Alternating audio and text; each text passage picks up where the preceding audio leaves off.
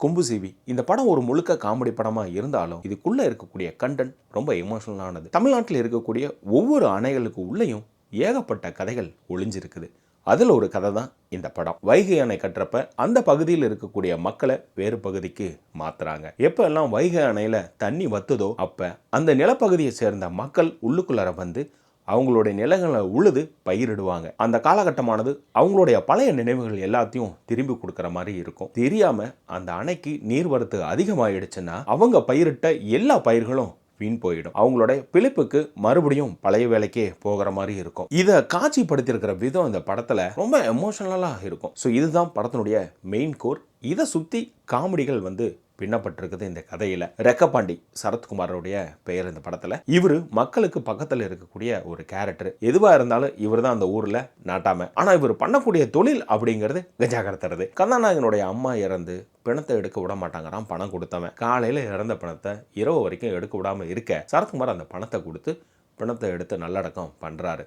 அந்த பையனை ஒழுங்கா நீ போய் ஸ்கூலில் படிக்கிறான்னு சொல்ல, உன் வீட்டு சோத்துக்காக நான் எல்லாம் காத்துட்ருக்க முடியாது, இங்கே பாரு நீ அடியால் வேலை தானே செய்கிற, உங்ககிட்ட நான் அஸ்டாண்டாக சேர்ந்துக்கிறேன் அப்படிங்க வேற வழியே இல்லாமல் சேர்த்துக்கிறாரு இவனை. குறிப்பாக மாப்பிள்ளை அப்படின்னு சொல்ல ஆரம்பிக்கிறாரு. ஸோ ஒரு 3 மாதம் அந்த அணையில் விவசாயம் பண்ணுறது, மீதி இருக்கக்கூடிய மாதங்களில் கஞ்சா கடத்துறது, இதுதான் இவங்க 2 பேருக்கும் இருக்கக்கூடிய பொழப்பு. கதாநாயகியான தார்னிகா அந்த ஊர் இன்ஸ்பெக்டராக உள்ள அப்பாயின்மெண்ட் ஆகுறாங்க.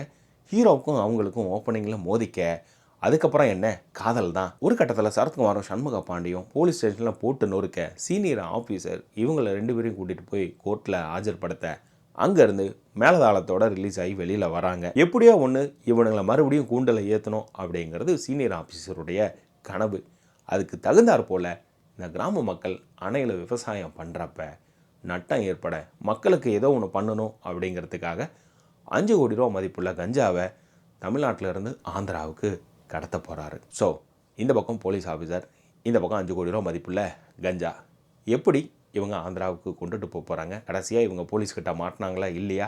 கதாநாயகியோட சேர்ந்தாங்களா இல்லையா அப்படிங்கிறதான் படம். சண்முக பாண்டியன் இந்த படத்தில் வேற ஒரு லுக்கு கிடைக்கிது. படம் பார்க்குறப்ப தெரிய வரும் ஆள் வேற ஃபார்ம் ஆயிட்டாப்ல அப்படிங்கிறத. பொன்ராமுக்கே உரிய காமெடி. பழைய பாடல்களை உள்ளுக்குள்ளே ரீப்ளேஸ் பண்ணுறது, டைமிங் காமெடியை அங்கங்கே தெரிக்க விடுறதுங்கிறது ஆள் ஃபார்மில் தான் இருக்காப்ல அப்படின்னு புரிய வருது இந்த படம் பார்க்குறப்ப. ஸோ இந்த படம் மதுரை மக்கள் மட்டும் இல்லாமல் தமிழ்நாட்டில் அணைப்பகுதியில் இருக்கக்கூடிய மக்களும் ஒவ்வொருத்தரும் பார்த்தா அவங்களோட பழைய ஞாபகங்கள் வெளியே வர ஆரம்பிக்கும். அதாவது உங்கள் தாத்தா பாட்டிகள் முன்னோர்கள் அந்த கதையை உங்களுக்கு சொல்லியிருப்பாங்க. நாங்கள் எப்படி அந்த அணைப்பகுதியிலேருந்து வெளியில் வந்தோம், என்னென்ன கஷ்டப்பட்டோம் அப்படிங்கிறத. ஸோ அதை உங்களுக்கு ரிமைண்ட் பண்ணலாம். முடிஞ்சால் உங்கள் பெரியவங்க கிட்ட அந்த கதைகளை கேட்டு பாருங்கள். ஸோ இதே போல் நம்ம சேனலில் மற்ற படங்கள் ரிவ்யூ இருக்குது பாருங்கள். மறக்காமல் சப்ஸ்கிரைப் பண்ணிட்டு மற்றவங்களுக்கும் ஷேர் பண்ணுங்கள்.